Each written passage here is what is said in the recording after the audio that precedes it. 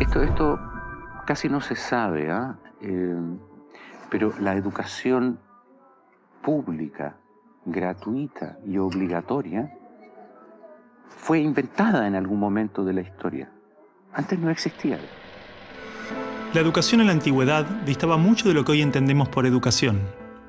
En Atenas clásica, por ejemplo, no había escuelas. Las primeras academias de Platón eran espacios de reflexión, conversación y experimentación libre. La instrucción obligatoria era cosa de esclavos. Por otro lado, la educación en Esparta era más parecida a una instrucción militar. El Estado se deshacía de quienes no alcanzaban los niveles esperados. Había clases obligatorias, fuertes castigos y modelamiento de la conducta a través del dolor y el sufrimiento. La educación estaba en manos de la Iglesia Católica, por lo menos en el mundo cristiano occidental. Y fue recién en el siglo XVIII, en una época de la historia que se llama despotismo ilustrado, seguramente lo escucharon en el colegio, en donde se creó el concepto de educación pública, gratuita y obligatoria. La escuela como la conocemos nace a fines del siglo XVIII y principios del siglo XIX en Prusia. Con el fin de evitar las revoluciones que sucedían en Francia, los monarcas incluyeron algunos principios de la Ilustración para satisfacer al pueblo, pero manteniendo el régimen absolutista. La escuela prusiana se basaba en una fuerte división de clases y castas. Su estructura, heredera del modelo espartano, fomentaba la disciplina, la obediencia y el régimen autoritario. ¿Qué buscaban estos déspotas ilustrados? Un pueblo dócil, obediente, y que se pudiera preparar para las guerras que hubieron en esa época entre todas las naciones que estaban naciendo. Por ejemplo, Catalina la Grande de Rusia llamó a los enciclopedistas franceses a preparar esto mismo. Diderot, uno de los más famosos, estuvo allí para armar este paquete, ¿sí?, formador, no de ciudadanos, sino que de obedientes súbditos de estos estados. Las noticias del exitoso modelo educativo viajaron rápido, y en pocos años, educadores de América y Europa visitaban Prusia para capacitarse. Con el paso del tiempo, el modelo se expandió a nivel internacional. Muchos países importaron la escuela moderna con el discurso del acceso a la educación para todos, elevando la bandera de la igualdad, cuando justamente la esencia misma del sistema provenía del despotismo, buscando perpetuar los modelos elitistas y la división de clases. Ese es el origen de la educación pública. Fíjense ustedes que Napoleón, un poco posterior, y enemigo jurado de todos estos déspotas, hizo lo mismo. Él lo decía con todas sus letras. Yo quiero formar un cuerpo docente para poder dirigir el parecer de los franceses. ¿Se entiende? Él lo tiene claro. Y eso opera, se sepa o no se sepa, hasta el día de hoy. La escuela nace en un mundo positivista regido por una economía industrial. Por lo tanto, busca obtener los mayores resultados observables con el menor esfuerzo e inversión posible, aplicando fórmulas científicas y leyes generales. La escuela era la respuesta ideal a la necesidad de trabajadores, y los mismos empresarios industriales del siglo XIX fueron quienes financiaron la escolarización obligatoria a través de sus fundaciones. ¿Dónde coloco los hijos de estas personas para que puedan trabajar? ¿Cómo educamos en que aprendan a leer? ¿Cómo creamos obreros inteligentes? La educación sigue siendo lo mismo, una herramienta para formar trabajadores útil al sistema y una herramienta útil para que la cultura permanezca siempre igual y siempre se repita, lo cual es conservar la estructura actual de la sociedad. La escuela se complementó con investigaciones sobre el control de la conducta, propuestas de utopías sociales y hasta teorías de superioridad racial. No es de extrañar que los primeros estados con el sistema prusiano o similar fueran con el paso de las generaciones focos de xenofobia y nacionalismo extremo. El modelo de producción industrial en cadena de montaje era perfecto para la escuela. La educación de un niño era comparable a la manufactura de un producto. Por lo tanto, requería una serie de pasos determinados en un orden específico. separando a los niños por generaciones en grados escolares.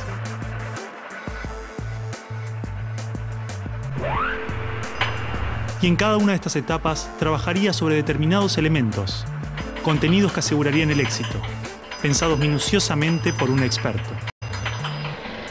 Digamos que el maestro es la figura que es la encargada de enseñar una serie de contenidos que tocan, porque alguien ha determinado así, en una edad determinada. Pero la educación no la preparan los biólogos. Y curiosamente muchas veces tampoco son educadores los que la preparan. Son administrativos. Son gente que no hace clases. En esta cadena, una persona estaría a cargo de una pequeña parte del proceso, insuficiente como para conocer el mecanismo en su totalidad, ni a las personas en profundidad.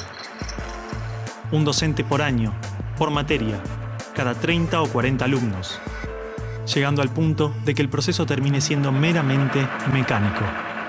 Y la educación, como la estamos viendo hoy, es administrativa. Hay alumnos que llegan, profesores que hacen clase, alumnos que se van, profesores que se van y al día siguiente se repite el ciclo. Un profesor estatal es un funcionario en que la autoridad le dice: usted tiene que enseñar esto, esto, esto y de esta forma. Porque hay que repetírselo a demasiados niños con un profesor de demasiadas horas de clase y con pocas horas de atención de alumnos en forma privada. Entonces va a dirigir siempre a un grupo colectivo. Porque evidentemente si tengo 30 niños, no puedo pretender que todos los 30 niños quieran hacer lo mismo al mismo tiempo. Este sistema de cadena de montaje, que nace con el taylorismo, fue aplicado tanto en la industria, la escuela y el ejército de diferentes países y culturas de Occidente. Hasta hace pocas décadas la escuela tenía estas cosas de cuartel y de asilo. Incluso el recreo termina con un timbre anónimo, no humano, que indica a los niños que deben adiestrarse poco a poco para pararse en una determinada baldosa detrás de determinada cabeza para formar una fila, generalmente de menor a mayor. Durante los últimos siglos, hemos construido nuestras escuelas a imagen y semejanza de las prisiones y las fábricas, priorizando el cumplimiento de las reglas, el control social. La escuela se pensó como una fábrica de ciudadanos obedientes, consumistas y eficaces, donde poco a poco las personas se convierten en números, calificaciones y estadísticas. Las exigencias y presiones del sistema terminan deshumanizándonos a todos, porque van más allá de los maestros, directivos o inspectores escolares. Están considerados grupos homogéneos, con contenidos homogéneos que tienen que obtener resultados parejos. Que todos tenemos que saber lo mismo. A pesar de que los adultos no sabemos todo lo mismo, a pesar de que no nos dedicamos todo a lo mismo, en las escuelas todos tienen que querer hacer lo mismo y hacerlo igualmente bien. Entonces la escuela tiene poca capacidad de responder a las necesidades individuales, porque la escuela instruye. Es un centro de instrucción y es lo que hace. El que no aprende, se queda. Esa es la realidad. Esto de alguna manera ya implica que el sistema educativo es un sistema de exclusión social. Selecciona el tipo de personas que estarán llegando a la universidad para llegar a formar parte de una serie de élite que domina pues, las empresas que dominan los sistemas de producción, económico, de comunicación, etc. Y otro tipo de personas para las cuales la escuela no es suficientemente adecuada, que están destinadas a otro tipo de trabajo más precario, porque no dispondrán de los títulos para hacer esto. El sistema y los estados no les preocupa eso. No, honestamente, no les preocupa el ser humano como persona, como individuo. Y en esos términos, toda educación que busque otra cosa tiene que ser prohibida. La realidad es que la esencia de la escuela prusiana está inmersa en la estructura misma de nuestra escuela. Los test estandarizados, la división de edades, las clases obligatorias, las currículas desvinculadas de la realidad, el sistema de calificaciones, las presiones sobre los maestros y niños, el sistema de premios y castigos, los horarios estrictos, el encierro y la separación de la comunidad, la estructura verticalista. Todo esto sigue siendo parte de las escuelas del siglo XXI. La escuela está cerrada al mundo exterior. te explicaba el título de mi libro, del mapa escolar al territorio educativo, para indicar esa fábula del cartógrafo que cuenta Borges, que empieza a ser un mapa de un territorio determinado y se entusiasma de hacerlo lo más perfecto posible. El mapa termina reemplazando al territorio. Entonces hoy día la escuela se enclaustró, se metió dentro del mapa. ¿Qué es lo que enseña? Verdades que están en el mapa, no en el territorio. Escuela no es sinónimo de educación. La escuela podrá ser un viejo mapa a la sabiduría, pero la educación es el territorio donde todo el aprendizaje sucede.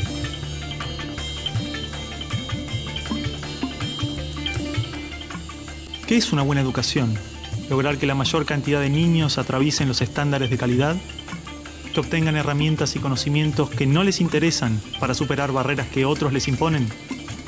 ¿No era el objetivo de la educación lograr una buena calidad de vida? Olvidemos por un momento todo lo que sabemos sobre educación, toda nuestra forma de entender la escuela, todo lo que nos han dicho que debemos aprender en la vida y lo que debemos enseñarle a nuestros hijos. Empezar a ver cada cosa, a revisarla como si nunca la hubiéramos visto. O sea, cada acción, cada actitud, cada costumbre. Si no estuviéramos haciendo las cosas como las estamos haciendo porque siempre las hicimos así, ¿cómo las haríamos hoy? ¿No? Es como sacudirse la cabeza y decir, bueno, empezamos de nuevo.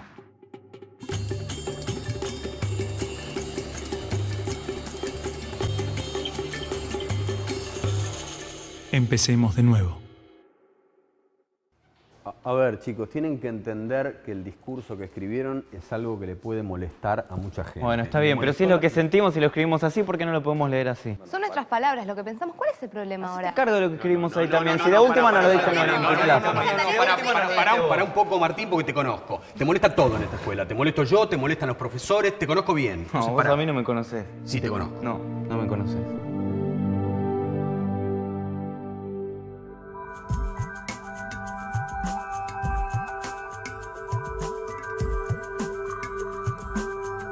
Nosotros no queremos enseñadores, queremos educadores. Eso es fácil. Lo que es difícil es ayudar a producir el normal desarrollo de una persona.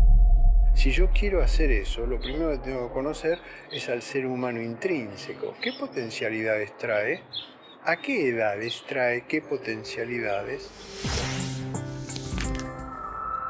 Pero no sigue al niño, no está observando al niño. No conoce realmente al niño, a cada uno particularmente, sino que conoce mucho la teoría. Entonces es como que un adulto que sabe lo que debe hacer el niño, pero está ciego un poquito hacia la realidad. O sea, el centro de esta educación es el niño. Entonces sí está pensada desde cuáles son sus necesidades, no desde cuáles son las necesidades nuestras como adultos.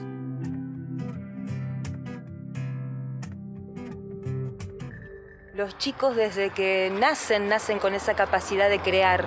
Son creativos y observadores y curiosos.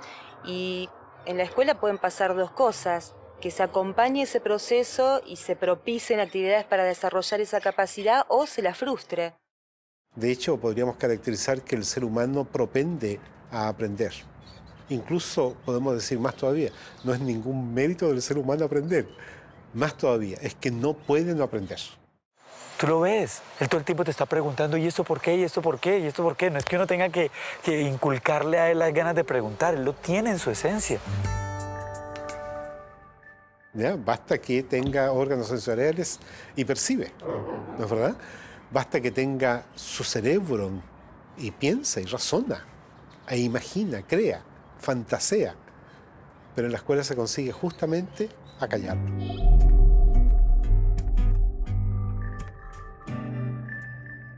De esta manera, si te fijas, cada vez, a medida que van creciendo los niños, van perdiendo su curiosidad y sus ganas de aprender. Un niño de 12 años difícilmente cuando sale de la escuela toma un libro. Son los mínimos los que hacen estos.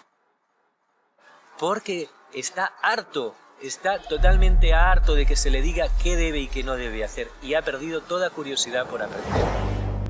La mente del niño